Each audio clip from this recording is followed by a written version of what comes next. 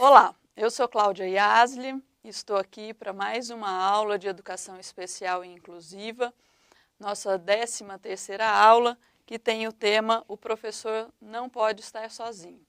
Sou pesquisadora colaboradora do CINDEDI, Centro de Investigação sobre Desenvolvimento Humano e Educação Infantil, da Faculdade de Filosofia, Ciências e Letras de Ribeirão Preto.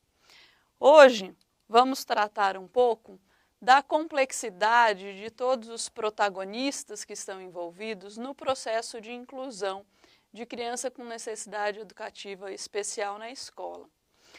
Então, aqui nessa ilustração, nesse desenho, a gente compreende, não é, que a gente tem pelo menos aí essas 3 grandes instituições, esses contextos, que é a família, a escola, os serviços e os setores de saúde que acompanham esta criança. E temos como os principais protagonistas a própria criança, o seu professor, seus pais, os profissionais de saúde que a acompanham. E compreendemos que este processo de inclusão se dá num contexto mais amplo, que a gente denomina de matriz sociohistórica, não é? Que é a sociedade com suas representações, suas expectativas, suas contradições e as relações aí que se estabelecem como parte, não é, contextualizando esse processo de inclusão. Mas além desses principais aí, desses protagonistas centrais que a gente geralmente comenta mais e percebe, não é, como sendo aí as principais pessoas desse processo, a gente tem nesse contexto outros protagonistas muito importantes também para apoiar, para questionar, para refletir sobre esse processo, que fazem parte desse contexto, que são as demais crianças da turma, os outros professores da escola, os outros profissionais, as demais famílias que também estão vivendo, acompanhando esse processo, os profissionais de saúde, não é, que atendem essas outras crianças, que também fazem parte aí desse universo infantil, do desenvolvimento infantil e das famílias. Então a gente tem um processo complexo, mais amplo, onde se dá este processo de inclusão. E vamos agora tratar um pouquinho, não é, de como que a gente percebe na prática, como está se dando na prática, como cada um desses protagonistas tem vivenciado, experienciado esse processo de inclusão. Então, pensando inicialmente nas famílias das crianças com necessidades educativas especiais, a gente percebe, não é, uma busca, uma necessidade de aceitação, uma preocupação dessas famílias com a aceitação e o acolhimento dos seus filhos nesse novo contexto, não é? Principalmente buscando que eles criem vínculos afetivos, estabeleçam relações sociais, conheçam outras crianças, brinquem, que possam de fato, não é, estar aí incluídas, fazendo parte, vivendo e usufruindo desse contexto escolar em que a criança está sendo inserida.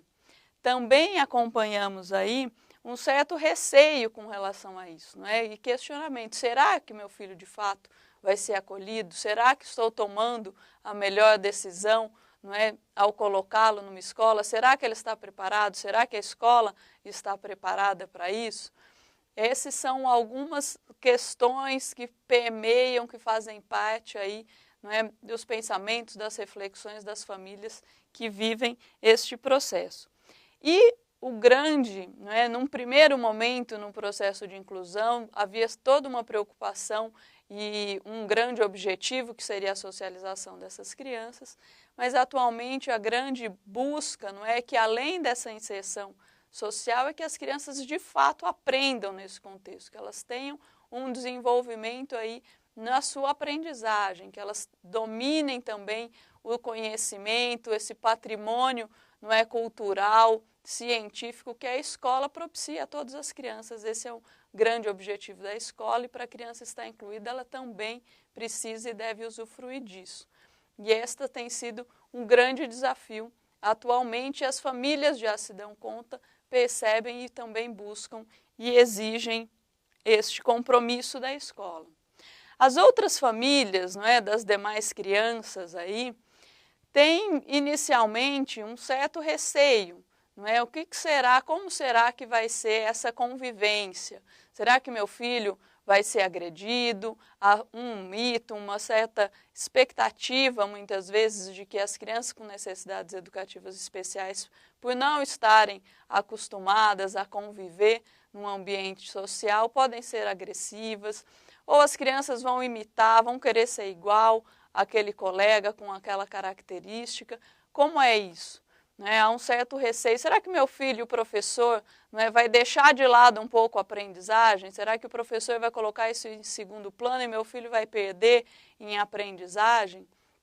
Esse é um outro receio também muito comum nas famílias. Mas, por outro lado, a gente percebe também que para algumas famílias atualmente esse passa a ser um valor. O processo de inclusão, a experiência, a possibilidade da criança, do seu filho conviver com a diversidade num ambiente aí mais heterogêneo, não só com as crianças com necessidade educativa especial, mas inclusive com as diferenças culturais, sociais e econômicas, começa a ser também um valor para algumas famílias, um princípio ético e uma busca, pois tem sido muito debatida a questão da diversidade atualmente nos novos paradigmas da educação e da nossa sociedade como um todo. Então, também há famílias, por outro lado, que trazem esta preocupação, esse interesse e podem apoiar o processo de inclusão neste sentido. Pensando do ponto de vista aí, do desafio que está posto para os professores. Uma primeira questão que aparece, uma pergunta é se o professor está preparado, me sinto preparado para receber, para acolher, para educar uma criança com necessidade educativa especial. Essa é uma pergunta, e uma preocupação também muito frequente.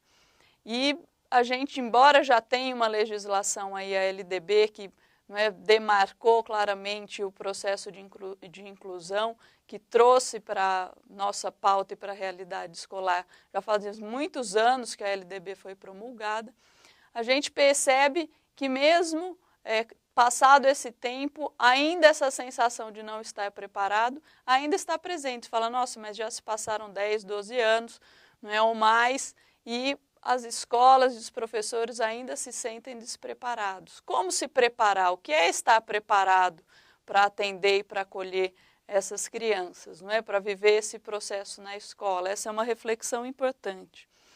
A questão da aprendizagem, e o papel do professor nisso, mas a criança está aqui só para ela se socializar, para brincar, eu tenho uma função de cuidar dessa criança, eu tenho um papel de ensinar, eu quero que essa criança aprenda, o que ela vai aprender. Esta é uma reflexão importante, coloco em forma de pergunta mesmo, porque entendemos que esse é um processo que cada professor deve viver e deve buscar essas respostas, dependendo aí no seu contexto escolar, com sua equipe de trabalho, com as famílias que vivem ali.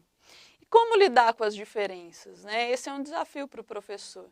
A gente estava acostumado com uma pedagogia que trabalhava muito com o paradigma da homogeneidade, com salas com crianças homogêneas, separadas aí por capacidades, habilidades, nível de conhecimento. E hoje está posto o desafio da heterogeneidade, da diversidade. Como lidar com as diferenças? Como tratar isso no grupo? O que um pode, a regra vai ser a mesma para todas as crianças, as atividades vão ser as mesmas para todas as crianças, eu vou estabelecer a mesma rotina para todas? E essa é uma pergunta interessante, porque a gente se pergunta, bom, mas só para essa criança é que deve ser diferente? Não é só para essa criança que está em processo de inclusão que deve ser diferente a atividade, a rotina, ou ela pode ser, essa diversidade no grupo ela é maior? Então, esse olhar para perceber a diferença, mesmo num grupo que aparentemente é homogêneo, é muito importante, é uma contribuição que a gente percebe dessa experiência do processo de inclusão. E a disciplina e a regra, que são aí tradicionalmente funções, controles importantes para o professor desenvolver no seu grupo, ter o domínio do grupo, ter a organização, a disciplina, sempre foi uma pauta importante, uma função importante, um recurso até, não é, de trabalho para o professor. Como tratar de disciplina, como compreender a disciplina e a regra num contexto de diversidade, num contexto aí de heterogeneidade. O que é possível negociar, como discutir isso com as crianças e com os alunos. São reflexões muito importantes para o professor fazer neste novo contexto. Pensando agora, não é, nas crianças propriamente ditas, aí, nas crianças com necessidade educativa especial, quais são os desafios, o que está posto aí, né, para as crianças? A primeira coisa interessante aí que a gente percebe, sugere, é a questão do ouvir, de escutar de fato quem é essa criança, quais são suas características, quais são suas habilidades, seus interesses, quais são aí suas possibilidades neste contexto, neste grupo, com esses colegas que estão aqui. Muitas vezes a gente tem ideias, não é, que circulam na nossa sociedade, alguns mitos, e a gente fica com uma imagem estereotipada do que é essa criança.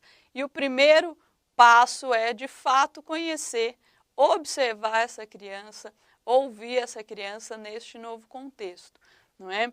Este é o primeiro passo para a gente poder, aí sim, refletir em quais vão ser as atuações, quais vão ser a postura, quais vão ser as iniciativas, as estratégias que os professores, que a equipe escolar vai precisar desenvolver para, de fato, conseguir um processo de inclusão satisfatório para todos. Aí sim, não é, a partir dessa observação, é possível diagnosticar qual é a necessidade escolar, a necessidade educativa. Este sim é o diagnóstico que o professor é capaz e deve fazer, não é, de quais são os recursos pedagógicos e escolares que ele vai usar para estabelecer um vínculo com essa criança, para desenvolver o seu trabalho com essa criança. Então, essa avaliação inicial, esse diagnóstico inicial escolar pedagógico é fundamental. Pensando nas demais crianças do grupo, não é? Geralmente o professor se preocupa, bom, e as outras crianças, né? Eu preciso de tanta atenção, de tanto cuidado, como vão ficar as outras? Há uma sensação inicial um pouco de que o professor está deixando de lado os demais colegas quando ele passa a se voltar, quando ele volta a sua atenção, os seus cuidados, as suas reflexões para esta criança. É importante, eu acho, na minha experiência, eu percebo que é importante ter uma tranquilidade nisso, porque todas as reflexões que vão surgir desse processo, com o tempo a gente vai percebendo, e o professor percebe, que o que serve para essa criança, né, com necessidade educativa especial, o que a gente aprende, o que a gente desenvolve, com certeza vai ser interessante, vai ser útil para todo o grupo, vai se reverter para o grupo como um todo, para as outras diversidades e diferenças que tem naquele grupo que inicialmente parece tão homogêneo, não é? As crianças, essas demais crianças, demonstram muito interesse, muita curiosidade, muitas vezes vão perguntar, vão imitar, não é? Quanto menores, o recurso da imitação é uma estratégia que a criança usa para entender, para compreender esse novo colega que está ali na sala, para poder estabelecer um vínculo com ele também. Então, a gente percebe essa forma da criança, não é, buscar se relacionar e compreender essas diferenças. E aí, de fato, não é, nessa experiência, poder compreender e respeitar o que é essas diferenças. Se para o adulto, muitas vezes, é difícil, não é, poder estabelecer regras, combinados, diferentes com as crianças no grupo, a gente percebe que para a criança, para o grupo, faz muito mais sentido entender, por exemplo, que um colega não está participando nesse momento de uma atividade porque ele tem outras necessidades, outros interesses e ele pode estar fazendo uma outra coisa, né? Então, trabalhar com o grupo também, com atividades e propostas diferentes, é muito interessante, é um recurso necessário, que se faz necessário nesse contexto de diversidade, nesse contexto de diferentes, de valorizar essas diferenças e legitimar essas diferenças. A escola como um todo, não é, tem um papel fundamental, principalmente aí, se a gente pensar na função da direção e da coordenação. O processo de inclusão, ele não deve se restringir, isso é uma responsabilidade exclusivamente daquele professor, não é, que está recebendo alguma criança com uma necessidade educativa específica.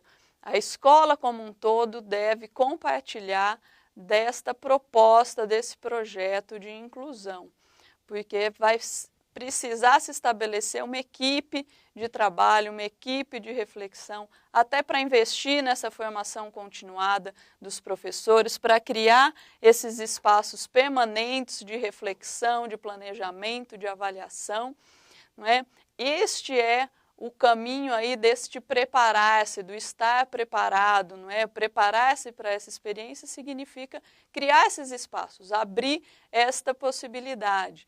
Até porque a gente tem ainda pouca experiência no nosso país, não é? Já experiências muito bem sucedidas, algumas, não é? Outras nem tanto, que deixam muito a desejar, que trazem muitas frustrações, inclusive para os profissionais e para as famílias, mas a gente precisa se pautar nessas experiências positivas e criar novas experiências, não é? Se comprometer construindo conhecimento, construindo estratégias e novas possibilidades para este processo de inclusão. É preciso viver, não é, por um tempo, sustentando dúvidas, sustentando perguntas que não terão uma resposta imediata agora, neste momento, que talvez a gente tenha que viver um ano letivo com algumas questões e chegar aí num final de ano e poder avaliar, poder refletir sobre este processo. Então, viver um pouco com a dúvida é fundamental. E estabelecer parcerias com outros profissionais, né? Mais especificamente com os profissionais da saúde, aí que podem contribuir bastante, mas as parcerias dentro da escola também são fundamentais, na equipe do ensino fundamental, a equipe da educação infantil, a troca com professores especialistas também pode ser muito interessante e contribuir bastante, e inclusive o trabalho também com outros profissionais que estão ali, a equipe de limpeza, o pessoal da recepção, são todos profissionais que vivem também esse processo, que também, né, podemos considerar educadores que fazem parte dessa experiência, que apoiam, que recebem, que acolhem essa família e que podem ajudar bastante neste processo. Estávamos falando então dos profissionais da saúde, não é, como esses parceiros aí que estão um pouco fora da escola, inclusive a ideia da inclusão é de que eles venham conhecer e vivenciar esse ambiente escolar, os seus desafios e as suas propostas. Eles têm, não é, os profissionais da saúde, uma experiência mais clínica, mais individual, muitas vezes um olhar mais focado para a dificuldade, para a deficiência que essa criança tem, mas tem uma compreensão e um conhecimento fundamental que pode contribuir bastante para o professor conhecer melhor a criança, conhecer melhor os seus desafios e, conjuntamente, não é, pensar em estratégias, pensar em situações aí possíveis de serem desenvolvidas, realizadas neste contexto. Este trabalho, não é, com um profissional de saúde, essa articulação e essa parceria vai ser melhor tratada, mais desenvolvida na nossa próxima aula. E eu gostaria então de finalizar por aqui. Quero agradecer a colaboração e a participação de vocês e até mais.